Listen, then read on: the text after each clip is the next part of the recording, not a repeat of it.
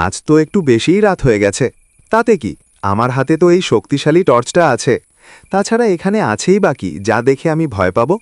মাঝপথে শুধু ওই পুরনো শ্মশানটা পড়ে। জানি গ্রামের মানুষগুলো শুধু শুধু উল্টাপাল্টা গালগল্প বলতে থাকে।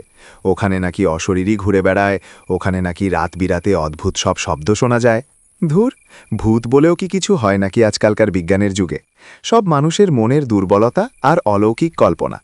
ভয় পাওয়ার মতো তো কিছুই দেখছি না। আর যদি কিছু থেকেও থাকে, তবে আজ সামনাসামনি দেখাই যাক না। সব আসলে মানুষের মনের ভুল। এখন যাকে আপনারা হেঁটে যেতে দেখছেন সে হলো সুজয়। গিয়েছিল জরুরি কাজে শহরে, কিন্তু ফিরতে ফিরতে বেশ রাত হয়ে যায়। আনুমানিক এখন বাজে প্রায় রাত 12টার কাছাকাছি। আজকের রাতটা যেন অন্য দিনের চেয়ে একটু বেশি অন্ধকার।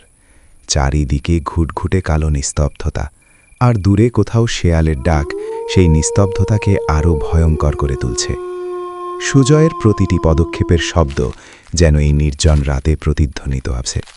গ্রাম্য মেঠো পথ, মাথার উপর ভাঙা চাঁদ, আর এই মধ্যরাতের হাতছানি, সব মিলিয়ে এক অদ্ভুত গা ছমছমে পরিবেশ। সুজয় কি পারবে সুস্থভাবে ঘরে ফিরতে, নাকি এই অন্ধকারেই লুকিয়ে আছে অন্য কোনো রহস্য?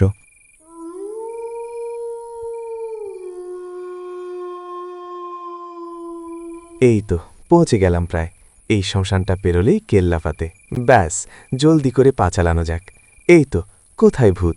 ভূতের ভয়ও তো নেই কোথাও। আমি তো আগে থেকেই জানতাম সব কাল্পনিক কাহিনী, মানুষের মনে ভয় ধরানোর এক একটা সস্তা কৌশল।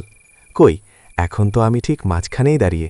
চারিদিকে তো শ্মশানের নিস্তব্ধতা ছাড়া আর কিছুই দেখছি না। মিছিমিছি কেন যে সবাই এত আতঙ্ক ছড়ায়? অন্ধকারটাই যা একটু বেশি, বাকি সব তো একদম স্বাভাবিক। অন্তত আমার যুক্তিবাদী মন তো তাই বলছে। ওসব কুসংস্কারের দিন বোধহয় শেষ হয়ে গেছে। চলতে চলতে হঠাৎ সে থমকে দাঁড়াল। তার কানের পাশ দিয়ে এক তীব্র শীতল হাওয়া বয়ে গেল, যা শরীরের প্রতিটি রক্তবিন্দু হিম করে দেওয়ার মতো। ঠিক সেই মুহূর্তেই চারদিকের নিস্তব্ধতা চিরে শেয়ালের পাল আরও জোরে, আরও ভয়ঙ্করভাবে ডাকতে লাগল। মনে হলো এই অন্ধকার যেন তাকে চারদিক থেকে ঘিরে ধরছে। কি এক অজানা আতঙ্ক সুজয়ের প্রতিটি স্নায়ুতে আঘাত করছে। এই নির্জন রাতে বাতাসের প্রতিটি ঝাপটা যেন কোনো অশনি সংকেত বহন করে আনছে। এবার কি সত্যিই কোনো বিপদ ঘনিয়ে আসছে? কি হলো? আমার এমন কেন মনে হচ্ছে কেউ আমার খুব কাছেই দাঁড়িয়ে আছে, অথচ আমি কাউকে দেখতে পাচ্ছি না? চারদিকের বাতাসটা হঠাৎ এত ভারী হয়ে গেল কেন? আর এই শেয়ালগুলোই বা হুট করে এমন বিকট স্বরে ডাকতে শুরু করলো কেন? যেন কাউকে দেখে ওরা সাবধান করছে। আরে ধুর, এতে আর এমন কি? গভীর রাতে খোলা জায়গায় তো ঠান্ডা হাওয়া বইবেই, এটাই তো স্বাভাবিক। আর আশেপাশে তো কেউ নেই। সবই আসলে আমার মনের দুর্বলতা আর অহেতুক কল্পনা। মিছিমিছি ভয় পেয়ে লাভ নেই, তার চেয়ে বরং জলদি করে এই শ্মশানটা পার হয়ে যায়। এই নিস্তব্ধতা যেন আমায় আষ্টে পৃষ্ঠে জড়িয়ে ধরছে। যত দ্রুত সম্ভব লোকালয়ে পৌঁছাতে পারলেই শান্তি। চল সুজয়, আর এক মুহূর্ত এখানে দাঁড়িয়ে থাকা ঠিক হবে না। দ্রুত পা চালানোই এখন একমাত্র বুদ্ধিমানের কাজ। সুজয় আবারও হাঁটতে শুরু করল, কিন্তু কয়েক কদম যেতেই হঠাৎ তার সামনে ধপাস করে কি একটা এসে পড়ল। আঁতকে উঠে সে দুপা পিছিয়ে গেল। স্পষ্ট বোঝা যাচ্ছে কেউ যেন ইচ্ছা করেই তার দিকে কিছু একটা ছুঁড়ে দিল। কিন্তু কে? এই গভীর রাতে এই জনমানবহীন শ্মশানের প্রান্তে কে ওত পেতে বসে আছে? চারপাশের ঝোপঝাড়গুলো একদম স্থির, অথচ বাতাসের এই আকস্মিক আঘাত যেন এক অদৃশ্য বিপদের সংকেত দিচ্ছে। সুজয়ের কপালে বিন্দু বিন্দু ঘাম জমতে শুরু করল। সত্যিই কি কেউ তাকে লক্ষ্য করছে, নাকি অন্ধকারের কোনো অশুভ শক্তি তাকে বাধা দেওয়ার চেষ্টা করছে?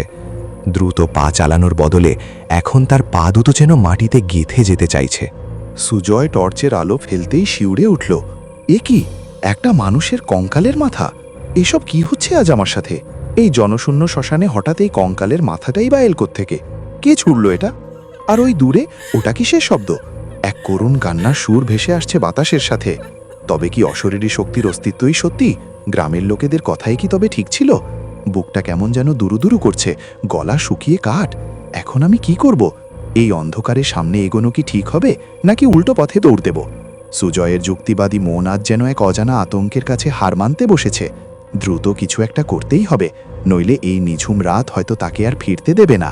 এসব ভাবতে ভাবতেই সুজয়ের ঠিক সামনে একটা অদ্ভুত দেখতে বীভৎস মূর্তি এসে দাঁড়ালো। অন্ধকার চিরে হঠাৎ করেই যেন একটা শরীর জ্যান্ত হয়ে উঠল তার চোখের সামনে। মূর্তিটার কোনো পরিষ্কার মুখ নেই, শুধু একজোড়া জলজলে চোখ সরাসরি সুজয়ের দিকে তাকিয়ে আছে। ভয়ে সুজয়ের সারা শরীর হিম হয়ে গেল, গায়ের লোম খাড়া হয়ে উঠল। সে এক পাও নড়ার শক্তি হারিয়ে ফেলল। মনে হলো তার পা দুটো যেন মাটিতে আটকে গেছে। কোথায় যাওয়া হচ্ছে বাবু এত রাতে? তুমি জানো না রাতে এইদিকে কোনো পশুও আসে না? আমাকে ছেড়ে দাও, আমি আর কোনোদিন এদিকে আসবো না। দয়া করে আমাকে এবারকার মতো ছেড়ে দাও। ছেড়ে দেব? আমি তো অনেক দিন ধরে তোর মতো কাউকেই খুঁজছিলাম। আজ তোকে চিবিয়ে চিবিয়ে খাবো। অট্টাহাসিতে ফেটে পড়ল সেই বীভৎস মূর্তিটা। শ্মশানের নিস্তব্ধতা চিরে সেই বিকট হাসি যেন চারদিকে প্রতিধ্বনি হতে লাগল। সুজয়ের রক্ত হিম হয়ে গেল। তার সামনে দাঁড়িয়ে থাকা ওই মূর্তির মুখটা এখন আরও ভয়ঙ্কর দেখাচ্ছে। জলজলে চোখ দুটো লাল হয়ে উঠেছে, আর লম্বা লম্বা নোংরা দাঁতগুলো বের হয়ে এসেছে। সুজয় বুঝতে পারল এটা কোনো সাধারণ মানুষ নয়, এ সাক্ষাৎ যম। সে এক পা পিছুতে চাইল, কিন্তু ভয়ে তার শরীর পাথর হয়ে গেছে। মূর্তির অট্টাহাসি আর চিবিয়ে খাবার কথা শুনে সুজয়ের মনে হলো তার শেষ সময় ঘনিয়ে এসেছে। এই জনমানবহীন শ্মশানে এখন তাকে বাঁচানোর মতো কেউ নেই। আজই আমার শেষ। আমি কেন যে এই শ্মশানের পথে আসতে গেলাম? সুজয়ের বুক ফাটা আর্ত চিৎকার সেই নিঝুম রাতে অনেক দূর পর্যন্ত প্রতিধ্বনিত হলো, কিন্তু সেই জনশূন্য প্রান্তরে তার সাহায্য করার মতো কেউ ছিল না। শ্মশানের নিস্তব্ধতা আর ওই বীভৎস মূর্তির অট্টহাসির মাঝে সুজয়ের কণ্ঠস্বর ধীরে ধীরে বিলীন হয়ে গেল। বাতাসের শোঁ শোঁ শব্দ যেন সেই করুণ পরিণতিকে ঢেকে দিল। পরদিন সকালে সূর্যের আলো ফুটতেই গ্রামের মানুষ শ্মশানের ধারের সেই বড় অশ্বত্থ গাছটার নিচে জড়ো হলো। সবার চোখে মুখে চরম আতঙ্ক। সেখানে পড়ে আছে সুজয়ের ছিন্ন ভিন্ন দেহ, ঠিক যেন কোনো হিংস্র পশু তাকে কামড়ে ছিঁড়ে ফেলেছে। গ্রামের বয়স্কদের সেই সাবধান বাণী আজ অক্ষরে অক্ষরে সত্যি প্রমাণিত হল।